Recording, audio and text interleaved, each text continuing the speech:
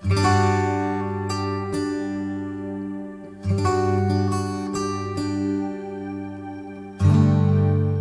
we are at Spring Brook, taking part in a tree and shrub planting as part of a restoration project here that was funded through the Ohio EPA, and we partnered with Chagrin River Watershed Partners.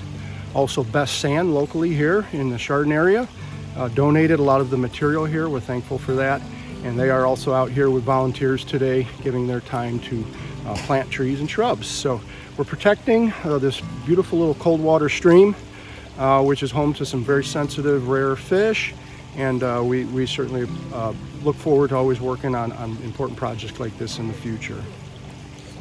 For this project, the stream was experiencing scour and the stream bed was down to hard pan clay. So this stream restoration project added some beneficial cobble and sand and gravel to the stream, reconnected it with the floodplain, and made it much more beneficial habitat for the Ohio native brook trout, which is one of 3 populations left in Ohio. So we are out here with Best Sands, finishing up the project and planting these native trees and shrubs to round it out and provide some more shade to help keep the stream cool for these Ohio native brook trout.